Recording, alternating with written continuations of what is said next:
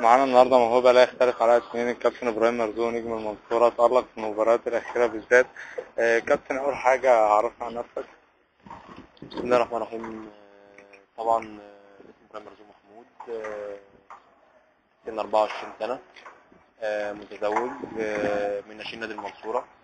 قعدت فريق أول وأنا 17 سنة مع المرحوم كابتن حسن مجاهد، ومستمر مع فريق حتى الآن. كابتن، إيه أصعب ماتش أنت لعبته السنة دي، وإيه أكتر ماتش أنت تألقت فيه من وجهة نظرك؟ والله في ماتشات كتير طبعا. المنصورة ماشي يعني ماشي في الدوري الممتاز، وكان أكيد ماتشات بتبقى كلها بالنسبة لنا صعبة والكلام ده كله. وفي طبعا ماتشات كتيرة الواحد تألق فيها وخسر فيها زي ماتش الأولاني، ماتش المحلة هنا، ماتش الأهلي الدور الأولاني، في ماتشات يعني الحمد لله ماشية بشكل كويس. كابتن، أنت جبت كام جون السنة دي؟ جبت 4 أهداف. 4 أهداف. السنة اللي فاتت؟ السنة اللي فاتت جبت 4 برضه. 4. طب كابتن، سمعنا إن في عروض من بتروجيت وسموحة، إيه الفرقة الأقرب وأنت تفضل مين؟ والله وحتى الآن الفرقة القريبة جدا هي فريق نادي سموحة، هو الأقرب إن هو يخلص المسؤولية عن الموسم الجاي إن شاء الله. طب أنت مش خايف يا كابتن إن سموحة لسه صاعد وممكن تنزل تاني، أو خايف؟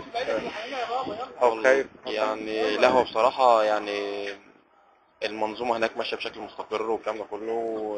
أعتقد إن هم تعادوا مع كابتن محسن صالح، مدرب على أعلى مستوى وبيخلص لعيبة كويسة، وأعتقد إن هم هيكملوا السنة الجاية إن شاء الله.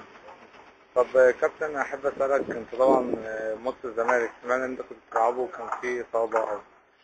والله أنا كنت مصاب في ماتش كنت مصاب في ماتش المقاولين، كنت مصاب في ماتش المقاولين، لكن الحمد لله يعني بجد بحاول بقدر المستطاع عشان ألحق ماتش الزمالك، والحمد لله لحق فيها. طب يعني كابتن، ما حدش من المنتخب كلمك ولا؟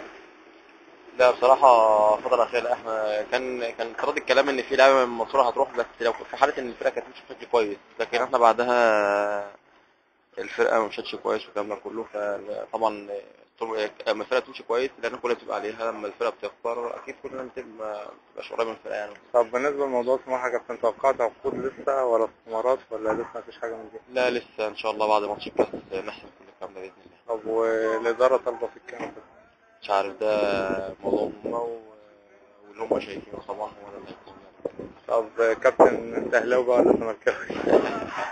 أنا في المنصورة.